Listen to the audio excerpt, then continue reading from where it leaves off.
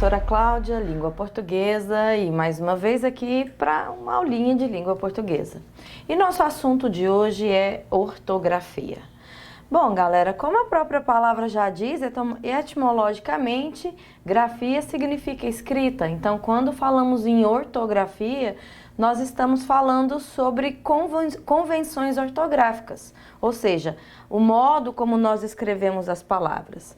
Como nós já estudamos em algumas outras aulas, a norma culta da língua, ela privilegia a escrita correta das palavras. Bom, mas a língua portuguesa, nós sabemos que ela sofreu influência de vários países, então por esse motivo nós temos algumas palavras que advêm de outras regiões, de outros países.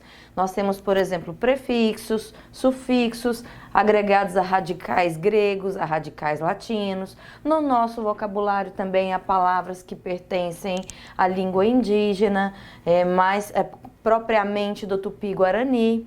Bem, mas no ano de 1990 foi fechado um acordo ortográfico.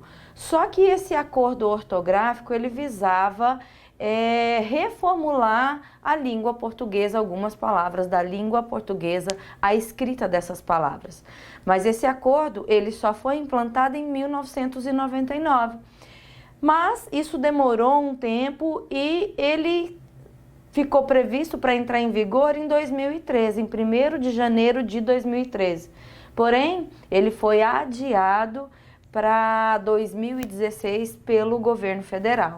Então, em 2016, iria entrar novas regras de acordo com novas regras da ortografia, né? Chamado, então, de novo acordo ortográfico. Agora, qual é o objetivo desse acordo ortográfico? Nós sabemos que não é só o Brasil que é falante da língua portuguesa. Há outros países também que falam a língua portuguesa. Então, Brasil, Portugal, Angola, Moçambique, Guiné-Bissau, São Tomé e Príncipe e Timor-Leste. Então, quer dizer que são 7 países falantes da língua portuguesa. Mas, Cláudia, todos esses países falam a língua portuguesa como o português falado no Brasil? Não. Exatamente por isso que se resolveu fazer a reforma ortográfica, para unificar a língua. Porém, nós sabemos que, por mais que essa língua tenha sido unificada, esses países não falam o português como nós. Mas o principal objetivo foi esse. Tá. O que mudou, Cláudia, com a reforma ortográfica? E isso teve algum prejuízo na escrita? Galerinha, para quem foi alfabetizado já, por exemplo, antes de 1994, sentiu um pouco de diferença em algumas regras de acentuação, em algumas regras de escrita, mas para as pessoas que já vieram sendo alfabetizadas a partir de 2016, ela já não tem problema nenhum com relação à escrita da palavra. Então, uma das coisas que mudou no nosso acordo ortográfico foi a questão do alfabeto.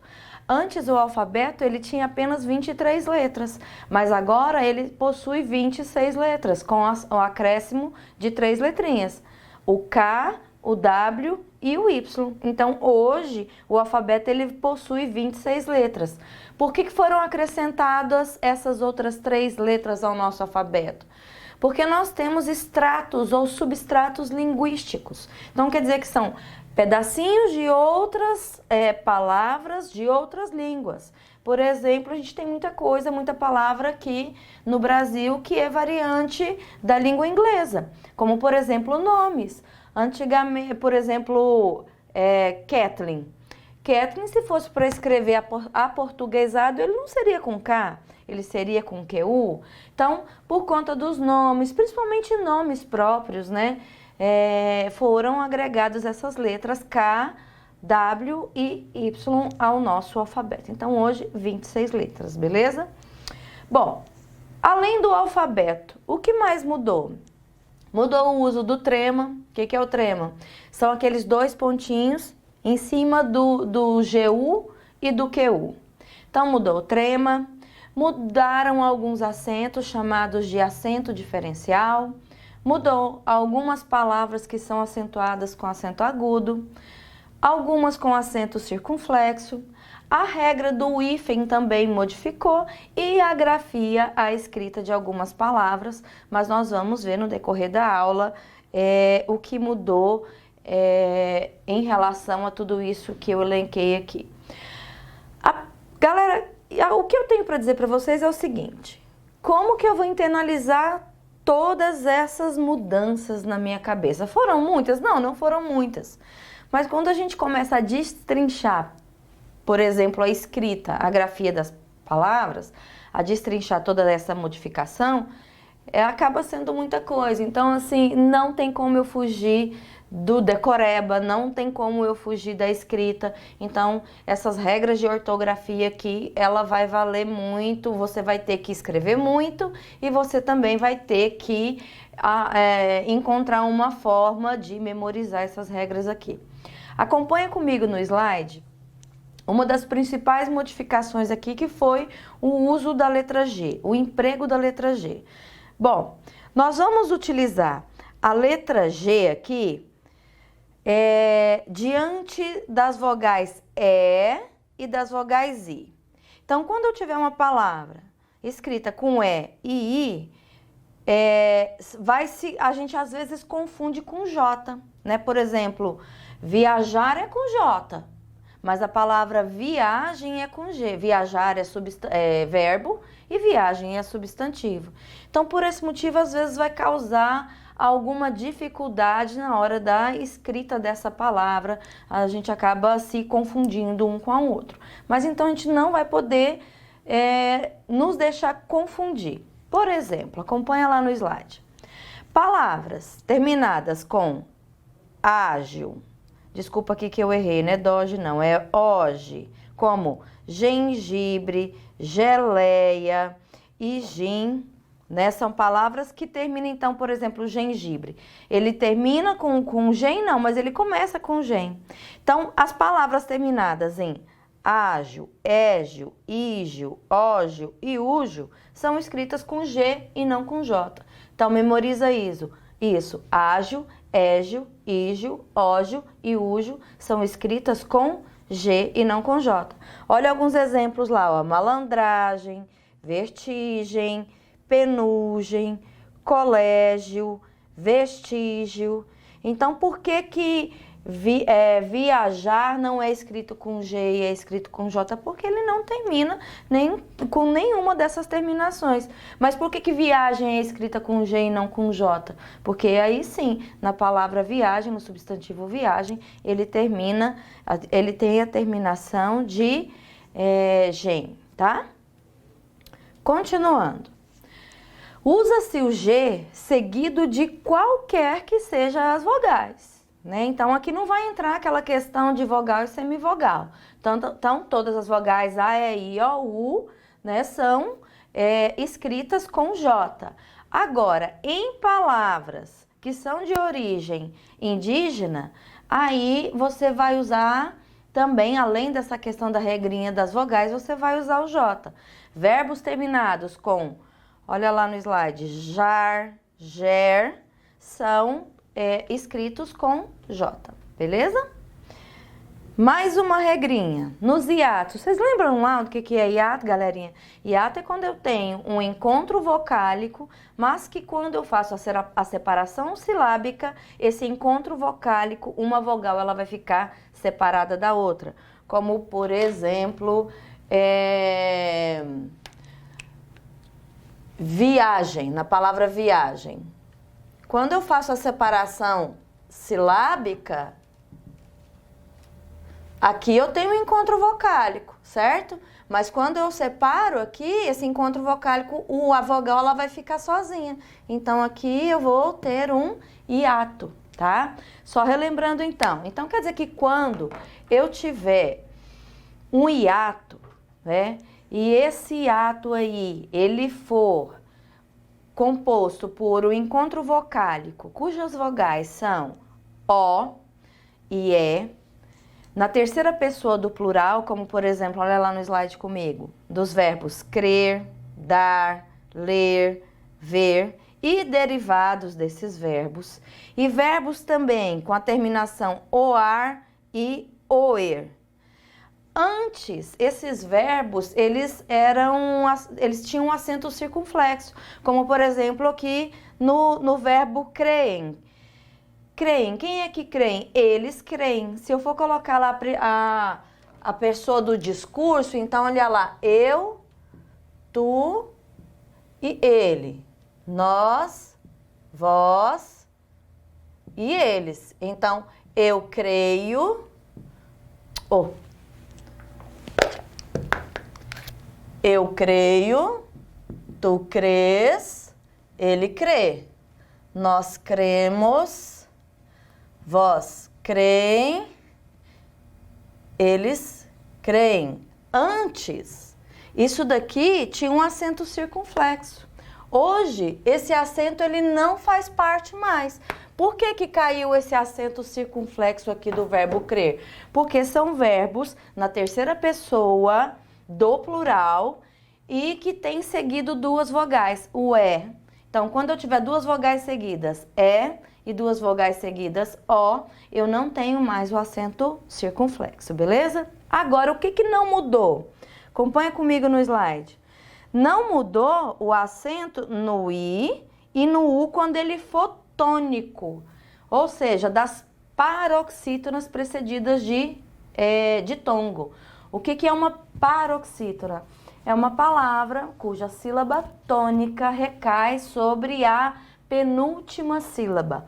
Então, quando essa palavra for paroxítona e a sílaba tônica dela, a vogal tônica, for o i ou o u, aí sim, o que que vai acontecer aqui? Não vai modificar. Por exemplo, lá, continua com acento as palavras oxítonas. Todas as oxítonas são acentuadas. O que que vem a ser uma palavra oxítona? É quando a sílaba tônica é a última sílaba, tá? Por exemplo, lá, teiu, olha ali, teiu, tuiuiu, piauí. Então, elas todas são palavras oxítonas. Mas como que eu sei que ela é oxítona? Eu vou fazer a divisão, ó, e é sempre do final para o início. Por exemplo, lá, ó, última, penúltima, antepenúltima. Então, eu vou contar última, penúltima e antepenúltima. Quando a sílaba tônica cai na última sílaba, ela vai ser oxítona. Quando ela cai na penúltima, ela vai ser paroxítona. E quando ela cai na antepenúltima, ela vai ser proparoxítona. Então, quando eu pronuncio a palavra Piauí, qual é a sílaba mais forte? É o i. Então, por isso, Piauí é uma palavra oxítona. Se ela é uma palavra oxítona, ela vai receber acento agudo. Beleza? Quando eu falo de notação léxica, galera, eu tô falando sobre acentuação mesmo. São os acentos ali, e aí eu preciso distinguir um acento de outro. Então, eu trouxe para vocês aqui alguns acentos e alguns exemplos. Então, olha lá, nós temos o acento agudo, o acento grave. Às vezes, algumas pessoas confundem acento agudo com acento grave. Acento agudo, ele é para a direita. O acento grave, ele é para a esquerda. Então, por exemplo, quando eu vou usar a preposição a, que é a junção do artigo definido, mais a preposição a, e aí para que não haja essa dupla sonoridade, o que que eu vou usar? Eu vou usar esse acento mais para o lado esquerdo, é o chamado de acento grave. Então, o acento grave, eu vou usar ele na crase, por exemplo. Eu vou usar ele quando eu quiser fazer economia de palavras também, tá? Então, não confundam. Acento agudo, lado direito, o acento grave, lado esquerdo, tá? Então, olha lá. O acento agudo, galerinha, ele vai ser utilizado para acentuar as palavras que tem as vogais tônicas A, E e O. E alguns ditongos nasais terminados em e ens. Vai lá na aulinha lá sobre fonologia que você vai se lembrar dessa questão do ditongo, tá? Ditongo, só relembrando, é quando eu tenho duas vogais numa mesma sílaba. E elas não se separam. Então, quando eu tenho ditongo nasal em e ens. Nasal por quê? Porque o som sai pelo nariz. Quando que eu vou usar o acento circunflexo? Quando a vogal ela tiver o som fechado e for tônica, as vogais A, E e O. Por exemplo, a palavra você. Por exemplo, você é diferente de café. Café tem o som tônico e é aberto. Olha só, café. Então, quando eu pronuncio a palavra café, por conta da vogal E ter o som aberto, ela vai levar acento agudo. Exemplo também da palavra pé. Isso aqui é um monossílabo tônico. Por que é um monossílabo tônico? Porque o E, ele é tônico e por ser tônico, ele recebe o acento agudo. Agora, diferentemente da palavra você. Você é a sílaba mais forte, porém ela tem o som fechado. Por ela ter o som fechado, ele vai receber o acento circunflexo e não o acento agudo como na palavra café. Aqui eu tenho o som aberto e aqui eu tenho o som fechado. Então, quando eu tenho o som fechado e levar a acentuação, essa acentuação ela vai ser utilizada o acento circunflexo. A cedilha. A cedilha, galerinha, é aquele tiozinho só que embaixo do C. E quando eu uso cedilha? Eu uso cedilha quando eu tenho a vogal A, O e U. Por exemplo, a palavra você. Vou usar a mesma palavra, você aqui, ó. Por que eu não vou colocar cedilha aqui embaixo do C? Porque eu só vou usar essa cedilha aqui nas vogais A, O e U. E você termina com a vogal E, certo? E aí também o C aqui, eu vou utilizar ele para estabelecer o valor fonético do C. É uma palavra escrita com C, do S, aliás. É uma palavra escrita com C, porém ela vai ter valor fonético, ela vai ter o som de S, tá? Por exemplo, outra palavra com cedilha é coração, né? Coração, seguido de C e a vogal é A e O, tá? Apóstrofo. Apóstrofo é quando eu quero retirar um fonema de uma palavra. Por exemplo, olhos de água. A palavra água, de água. Então, é comum eu não escrever a palavra olhos de água, mas sim olhos d'água. O que aconteceu aqui? Eu suprimi essa vogal aqui. E o que vai indicar essa supressão dessa vogal aqui? Esse apóstrofo. Por exemplo, lá, da minha alma, de minha alma, da minha alma. Então, como que vai ficar? Ó, minha alma. Então, para não ficar essa repetição dessa vogal, eu vou usar o apóstrofo. Eu suprimo essa vogal aqui, coloco o apóstrofo no lugar dela e escrevo o restante da palavra. Então, isso aqui é uma supressão de um fonema, tá? Para evitar cacofonia. O que é cacofonia? Cacofonia é aquele som que parece ruim ao ouvido. Por exemplo, na palavra, olha um exemplo de cacofonia. Latinha. Galera, eu não tô falando de latinha de refrigerante e latinha de cerveja. Eu estou falando de lá, indicando um lugar. Mas tá vendo que o som fica parecendo outra coisa? Latinha.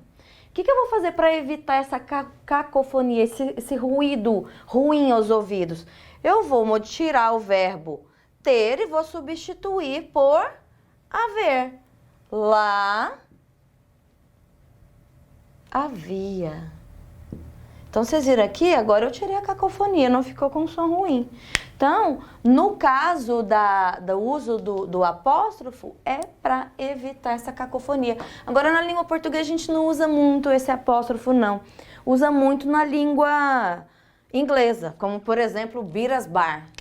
Tem gente lá que coloca assim, ó, Beers Bar. E aqui é diferentemente da língua portuguesa, que isso aqui é um apóstrofo também, mas isso aqui é para indicar que o bar é do bira. Então é contrário, bar do bira. Então o apóstrofo é mais usado na língua inglesa do que na língua portuguesa, tá? E o uso do hífen. Para que eu vou usar o hífen? Olha lá. O hífen eu vou utilizar ele para unir palavras compostas. Quando que eu tenho uma palavra composta? Quando eu tenho a união de dois núcleos. Por exemplo, guarda mais roupa. O que eu vou formar aqui? Tá vendo que eu tenho... O guarda vem do verbo guardar algo. E roupa, substantivo. A junção desses dois núcleos vão formar uma nova palavra separada por hífen. Então, guarda, roupa. Beleza? Então, uma das utilidades do hífen é isso. Separar palavras compostas. Outras, separar palavras que têm prefixo. Por exemplo, pré-história. O pré é um prefixo, quer dizer o quê? Antes da história, né? Outra coisa para separar pronomes, por exemplo, dar-te-ei. Aqui eu tenho um pronome, o verbo é darei. Isso aqui é uma mesóclise, tá? Na colocação pronominal. O verbo é darei, mas com o uso da mesóclise, eu vou usar o quê? Aqui eu usei um pronome no meio. Tá vendo que eu usei o hífen para separar? E também quando eu quero separar a sílaba, separação de sílabas normais. E quando eu tenho translineação. Por exemplo, aqui está a margem, né, da minha folha. Então, por exemplo, a palavra guarda-roupa. Se a palavra tiver hífen, como essa daqui, suponhamos que eu tenha terminado ela aqui, ó, guarda. Ela é separada por hífen, né? De acordo com a nova ortografia, para eu começar a escrever o restante aqui, eu tenho que colocar o hífen novamente e escrever o restante da palavra. Por quê? Porque eu estou mostrando, ó, que aqui é uma palavra separada por hífen. Isso chama-se translineação, beleza? Agora, se uma palavra não for uma palavra composta, como guarda-roupa, se for uma palavra no substantivo simples, por exemplo, rou, aí eu coloco o hífen, pá. Antigamente, antes da nova ortografia, o hífen ele era colocado aqui embaixo. Isso aqui não, hoje isso aqui é underline, né? Então não é nada a ver com hífen. Bem, e por fim, o emprego de letras maiúsculas e minúsculas. Galerinha, isso aqui é muito fácil. Professora, você tinha que estar explicando isso daqui? Não, né? Mas é só para a gente relembrar. Então, quer dizer que eu vou usar letra maiúscula em nomes próprios. Quais são nomes próprios? Nomes de pessoas, dias, meses, anos. Se, nesse caso, estiver no início da frase. Por exemplo, maio. Se eu for começar uma frase com a palavra maio, aí maio seria com letra maiúscula. Mas se maio vier no meio da frase, maio é escrito com letra minúscula. Todos os substantivos próprios, letra maiúscula, todos os substantivos comuns são utilizados com letra minúscula, tá? Quando eu vou fazer uma citação também, por exemplo, segundo Bauman, segundo Olavo Bilac, então aí depois dessa conjunção aí eu vou fazer uma citação do nome da pessoa, além de ser um substantivo próprio, também a regrinha diz que quando eu vou fazer uma citação, eu uso a letra maiúscula. Siglas, símbolos, abreviaturas, todas com letra maiúscula.